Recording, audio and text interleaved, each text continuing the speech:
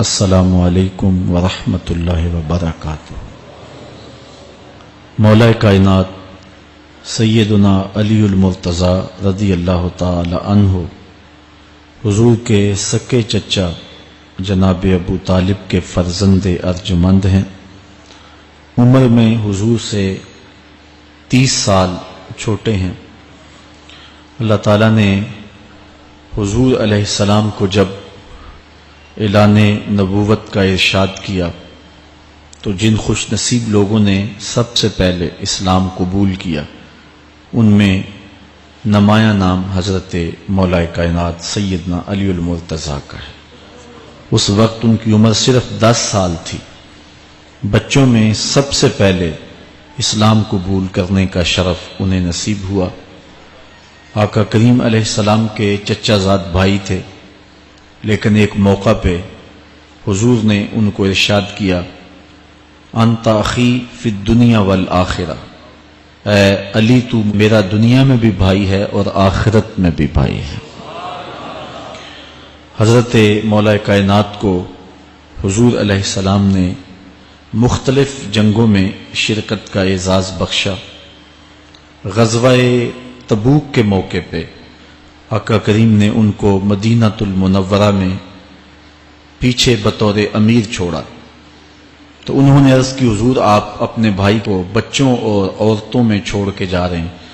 تو حضور نے ارشاد فرمایا کہ تیری مثال ایسے ہے جس طرح حضرت موسیٰ علیہ السلام کے ساتھ حضرت ہارون علیہ السلام کی مثال۔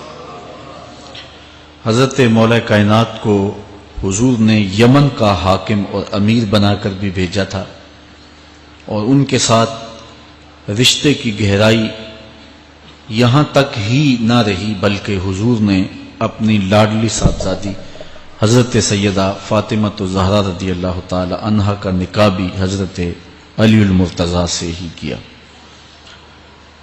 ہجرت کی رات اپنے بستر پہ انہیں لٹایا۔ آقا کریم علیہ السلام نے ان کے لیے بہت سارے اعزازات قائم کیے، اور ان کے فضل و شرف میں بہت ساری احادیث ہیں جو کتب احادیث میں موجود ہیں۔ حضرت زر بن حبیش رضی اللہ تعالی عنہ روایت کرتے ہیں کہ میں نے مولا کائنات سیدنا علی المرتضیٰ سے سنا، وہ فرماتے ہیں کہ رسول کریم نے میرے بارے میں ارشاد کیا کہ اللہ یحبنی الا مومن ولا یبغضنی الا منافق، کہ علی تیرے ساتھ مومن کے علاوہ کوئی محبت نہیں کرتا اور منافق کے علاوہ تیرے ساتھ کوئی بغض نہیں رکھتا۔ حضرت علی المرتضیٰ فرماتے ہیں کہ اگر میں کسی مومن کی ناک پر تلوار بھی ماروں تو وہ میرے ساتھ بغض نہیں رکھ سکتا، اس لیے کہ میرے رسول نے فرمایا، اور اگر میں کسی منافق کے سامنے دنیا کے سارے خزانے ڈھیر کر دوں وہ میرے سے پھر بھی محبت نہیں کر سکتا۔ حضرت مولا کائنات رضی اللہ تعالی عنہ اللہ اور اس کے رسول کے محبوب تھے۔ غزوہ خیبر کے موقع پہ حضور نے ارشاد فرمایا، حضرت سہل بن سعد سے روایت مروی ہے، لَأُعْطِيَنَّ هَذِهِ الرَّايَةَ غَدًا رَجُلًا يَفْتَحُ اللَّهُ عَلَى يَدَيْهِ يُحِبُّ اللَّهَ وَرَسُولَهُ وَيُحِبُّهُ اللَّهُ وَرَسُولُهُ۔ فرمایا کہ یہ کل میں اس شخص کے ہاتھ میں پرچم دوں گا کہ جو اللہ اس کے رسول سے پیار کرتا ہے اور اللہ اس کا رسول اس سے پیار کرتے ہیں، اور اللہ اس کے ہاتھوں سے فتح عطا کرے گا۔ کہتے ہیں اگلے دن ہر شخص کے سینے میں دل مچل رہا تھا کہ حضور ہمارا انتخاب کریں اور جھنڈا ہمیں عطا کر دیں، لیکن فرماتے ہیں کہ حضور نے ارشاد فرمایا، این علی بن ابی طالب، علی بن ابی طالب کہاں ہے؟ تو ہم نے عرض کی کہ حضور ان کی آنکھوں میں آشوب ہے۔ فرمایا انہیں بلاؤ۔ بلایا گیا تو حضور نے اپنا لعاب دہن مولا علی کی آنکھوں میں لگا دیا، بیماری دور ہو گئی، اور پھر حضور نے ان کے ہاتھ میں جھنڈا دیا اور اللہ نے اسی دن ان کے ہاتھوں میں فتح عطا فرما دی۔ حضرت زید بن ارقم رضی اللہ تعالی عنہ سے روایت مروی ہے، اس کو تھوڑے سے الفاظ کے فرق کے ساتھ حضرت برا بن عازب نے بھی روایت کیا، ترمذی میں یہ حدیث ہے، اور یہ کسی ایک صحابی سے مروی نہیں ہے۔ اس حدیث کی شہادت 30 صحابہ نے دی ہے۔ بعض علماء نے لکھا ہے کہ یہ حد تواتر تک پہنچتی ہے، اور یہ صحیح ترین حدیث ہے. 30 صحابہ نے یہ حدیث حضور علیہ السلام سے سنی اور اس کی گواہی دی. حضرت زید بن ارقم رضی اللہ تعالیٰ عنہ روایت کرتے ہیں کہ حضور نے ارشاد فرمایا من کنت مولا ہو فعلی مولا، جس کا میں مولا ہوں اس کا علی مولا ہے. حضرت عمران بن حسین روایت کرتے ہیں کہ حضور نے مولا کائنات سیدنا علی المرتضیٰ کے بارے میں ارشاد کیا ان علی منی وانا منہ فہو ولی کل مومن، علی مجھ سے ہے اور میں علی سے ہوں اور وہ ہر مومن کا ولی ہے. حضرت ام سلمہ کہتی ہیں کہ میں نے حضور سے سنا ارشاد فرماتے تھے لا یحب علی منافق ولا یبغضہ مومن، علی سے منافق پیار نہیں کرتا اور مومن بغض نہیں رکھتا. اور ایک حدیث میں حضور نے فرمایا من سب علی فقد سبنی، جس نے علی کو گالی دی اس نے مجھے گالی دی. حضرت مولا کائنات رضی اللہ تعالی عنہ کے حوالے سے ایک فرمان سن لیجئے اور میں اپنے مضمون کی طرف آتا ہوں. حضرت مولا کائنات کی ذات کو حضور نے معیار بنایا. مسند امام احمد بن حنبل میں روایت ہے، مشقات میں روایت ہے، نہج البلاغہ میں اور باقی کتابوں میں کہ حضرت علی المرتضیٰ فرماتے ہیں کہ حضور نے مجھے دیکھ کر کے کہا کہ اے علی تیری مثال حضرت عیسیٰ علیہ السلام کی ہے کہ ان کی وجہ سے ان کے معاملے میں آ کے 2 لوگ برباد ہوئے. ایک وہ لوگ جنہوں نے اتنی محبت کی کہ ان کو ابن اللہ، اللہ کا بیٹا کہہ دیا، وہ بھی برباد ہو گئے. اور دوسرا گروہ وہ کہ جنہوں نے ان کے ساتھ بغض رکھا اور ان کی ماں پہ تہمت لگائی، وہ بھی برباد ہو گئے. حضور نے یہ ارشاد کر کے فرمایا، حضرت علی فرماتے ہیں کہ حضور نے کہا یہلک فی رجلان محب مفرط یکرزنی بما لیس فی، اے علی تیرے معاملے میں بھی 2 لوگ بربادی میں مبتلا ہوں گے. ایک وہ لوگ جو اتنا پیار کریں گے کہ وہ کہیں گے جو تو نہیں ہوگا، اور دوسرے ومبغض یحملہ شنآنی علی ان یبہتنی، اور دوسرے وہ جو تیرے ساتھ بغض رکھیں گے اور بربادی کے راستے پہ چلیں گے. تو دونوں گروہ جو ہیں وہ بربادی کی راہوں کے مسافر ہو گئے.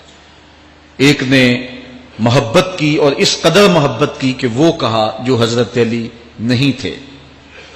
حضرت مولا کائنات کے زمانے میں کچھ لوگ آپ کی دہلیز پہ آئے اور کہا یا علی انت ربنا انت خالقنا انت الہنا، اے علی تم ہمارے رب ہو، تم ہمارے خالق ہو، تم ہمارے معبود ہو.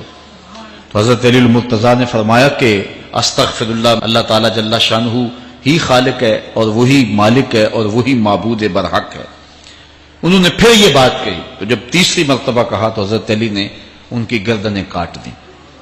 تو یہ آج بھی لوگ موجود ہیں ہمارے ملک میں، ہمارے ضلع میں لوگ ہیں جو علی اللہ کا نعرہ لگاتے ہیں، اور یہ بدترین لوگ ہیں اور معاشرے کی تل چھٹ ہیں، اور یہ محبت میں گمراہ ہو گئے اور انہوں نے حضرت علی المرتضیٰ کو خدا اور الہ کہہ دیا.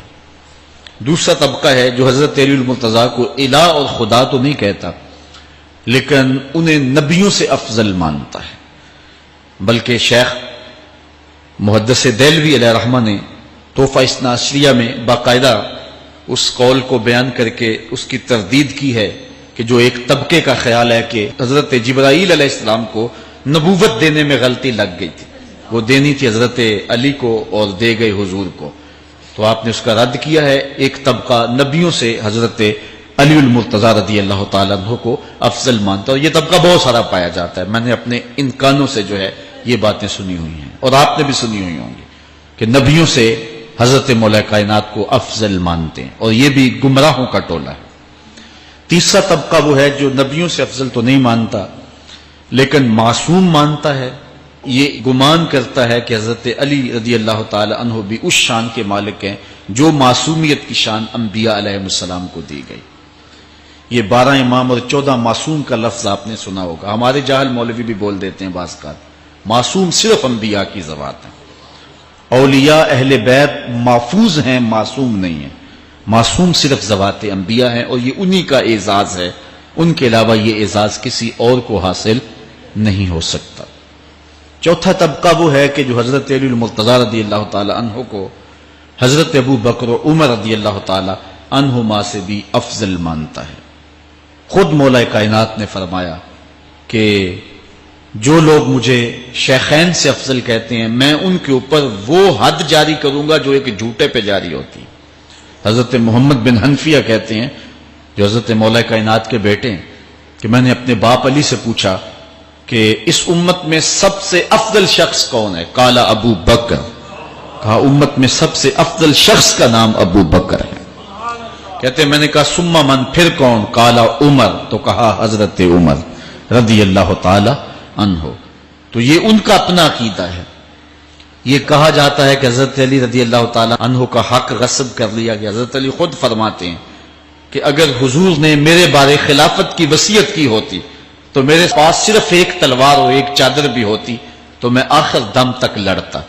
شیر خدا ہو اور اللہ کا رسول وصیت کرے اور وہ چھپ کے بیٹھا رہے، یہ کیسے ہو سکتا ہے؟ تو یہ حفوات ہیں اور یہ اباطیل ہیں اور یہ جو ہیں وہ شر ہے جو معاشرے کے اندر پھیلی ہے۔ مخبر صادق نے پہلے خبر دی کچھ لوگ محبت میں گمراہ ہوں، وَمُبْغِضٌ يَحْمِلُهُ شَنَآنِ عَلَىٰ أَن يَبْهَتَنِ، اور کچھ لوگ جو ہیں وہ بغض میں برباد ہو جائیں۔ ایسے لوگ بھی دھرتی پہ موجود ہیں کہ مولا کائنات کا نام لیا جائے تو ان کو گوارا نہیں ہوتا۔ خود حضرت مولا کائنات کے زمانے میں ایسے لوگ موجود تھے، آپ کو شہید کیا گیا ہے۔ اسلام کی تاریخ انتہائی دردناک ہے۔ حضرت مولا کائنات رضی اللہ تعالی عنہ کو ابن ملجم نامی بدبخت نے جو ہے وہ تلوار کا وار کر کے جو زہر میں بجھی ہوئی تھی شہید کیا ہے۔ تو یہ بغض اور دشمنی رکھنے والے لوگ تھے جو زمانے میں موجود تھے۔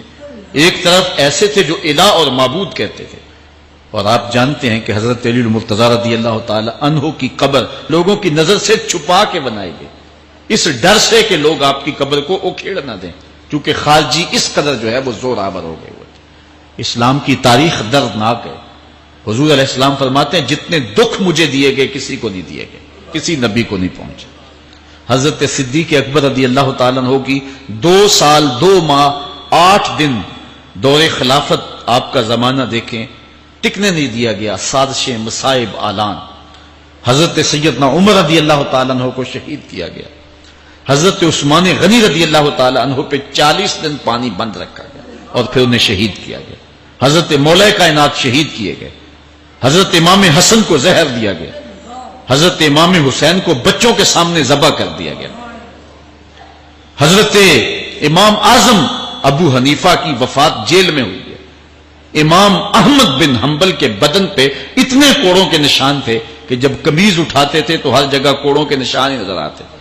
امام مالک کو مدینے کی گلیوں میں گدھے کے اوپر بٹھا کے کالا منہ کر کے وقت کے حاکم نے پھرایا۔ حضرت مجدد الفسانی علیہ رحمہ کو گوالیار کے قلعے میں جو ہے وہ قید کیا گیا۔ علامہ فضل حق خیر آبادی کو جزیرہ انڈمان کالے پانیوں کی سزا دی گئی۔ اہل حق کی تاریخ دیکھیں، دردناک تاریخ ہے۔ آج بھی کابل میں، کندھار میں، قلعہ جنگی میں، دشت لیلہ میں، تورا بورا میں، تکریت میں، موصل میں، بغداد میں، کشمیر میں، غزہ میں، یہاں برما میں دیکھو کون سی قیامت نہیں توڑی جا رہی ہے۔ ہمارے ساتھ ماضی دیکھیں تو ہمیں بغداد کی وہ دردناک کہانی سامنے آتی ہے جب انسانی کھوپڑیوں کا مینار تعمیر کیا جا رہا ہے اور منگول سردار نے اپنی فوج کو حکم دیا تھا کہ جو کسی مسلمان کا سر نہیں لائے گا اس کا سر کاٹ کے اس مینار پہ لگائیں گے۔ پھر لوگ پیسے لے کے پھرتے تھے کہ مسلمان کا پتہ دے اور اس کی کھوپڑی کاٹی جائے۔ کچھ لوگ جان چھپانے کے لیے تہ خانوں میں گھس گئے۔ پھر دجلہ کا بند توڑا گیا، 1.25 لاکھ لاشیں ہم نے تہ خانوں سے نکالی تھی۔ اندلس کی تاریخ پڑھیں، ہمارے ساتھ جو قیامت توڑی گئی۔ مصر کے اندر 30,000 فاطمی کو شہید کیے گئے۔ غریب و سادہ و رنگی ہے داستان حرم، نہایت اس کی حسین اور ابتدا ہے اسماعیل۔ یہ اسلام کی تاریخی درد سے، خون سے بھری پڑی ہے۔ تو حضرت مولا کائنات سیدنا علی المرتضیٰ رضی اللہ تعالی عنہ کو اس وقت اگر خدا کہنے والے بدبخت تھے تو ان کو شہید کرنے والے اور اس ڈر سے کہ ان کی قبر کو کھیڑ نہ دیا جائے خارجی اتنے زور آور ہیں تو ان کو جو ہے وہ لوگوں کی نظروں سے چھپا کر کے جو ہے وہ رکھا گیا۔ اور ایک دور وہ بھی آیا کہ ممبروں پہ بیٹھ کے مولا علی کو گالیاں دی جاتی تھی۔ یہ تاریخ میں یہ دور بھی آیا، آپ پڑھیں تاریخ۔ بنو امیہ کا ایسا دور بھی دنیا نے دیکھا ہے. اسی لیے حضور نے فرمایا تھا من سب علی فقد سبنی، جس نے میرے علی کو گالی دی اس نے مجھے گالی. اور لوگوں نے ممبروں پہ بیٹھ کے باقاعدہ حکومت کی طرف سے یہ جو ہے وہ قانون تھا کہ تمہارا خطبہ مکمل نہیں ہوگا جب تک علی کو گالی نہیں دو گے. یہ لمحے بھی آئے جب اس دور میں دشمن علی موجود تھے، مبغضین موجود تھے، اور افراط محبت میں رکھنے والے موجود تھے. تو یہ دور تو اسلام کا حضور کے دور سے 1400 سال پیچھے ہے، تو یہاں بغض رکھنے والے بھی موجود ہیں. اس عنوان کے ساتھ اگر عنوان چھیڑوں تو یہ لمبی گفتگو ہو جائے گی، یہ میرا موضوع نہیں ہے، لیکن اتنی بات میں کہوں گا، اللہ کا شکر ادا کرو، اللہ نے تجھے اہل بیت کے در کا بھی غلام بنایا ہے اور صحابہ کا بھی غلام بنایا ہے. کچھ لوگ صحابہ کا نام لے کے اہل بیت کو برا کہتے ہیں، کچھ اہل بیت کا نام لے کے صحابہ کے خلاف بکواس کرتے ہیں. ہمارے بزرگ فرمایا کرتے تھے صحابہ نبی کے در والے ہیں، اہل بیت نبی کے گھر والے ہیں. ہم کہتے ہیں گھر والوں تجھے بھی ہمارا سلام، در والوں تجھے بھی ہمارا سلام. ہم در والوں کو بھی سلام کرتے ہیں، گھر والوں کو بھی سلام کرتے ہیں. کسی نے حضور خطیب الاسلام سے پوچھا تھا کہ حضرت عائشہ افضل ہیں یا حضرت فاطمہ افضل ہیں. پوچھنے والے نے تو صاحبزادہ کو پھنسانا چاہا تھا، لیکن جن کے عقیدے صاف ہوں وہ پھنستے نہیں ہیں، ان کے عقیدے واضح ہوتے ہیں. تو حضرت صاحبزادہ نے فرمایا کہ میاں اگر دیکھو بیٹی ہونے کی حیثیت سے تو فاطمہ بیٹی ہے نبی کی اور عائشہ بیٹی ہے ابو بکر کی. ابو بکر کی بیٹی نبی کی بیٹی سے افضل تو نہیں ہو سکتی. اور اگر دیکھو بیوی ہونے کی حیثیت سے فاطمہ بیوی ہے علی کی اور عائشہ بیوی ہے نبی کی. علی کی بیوی نبی کی بیوی سے افضل تو نہیں ہو سکتی.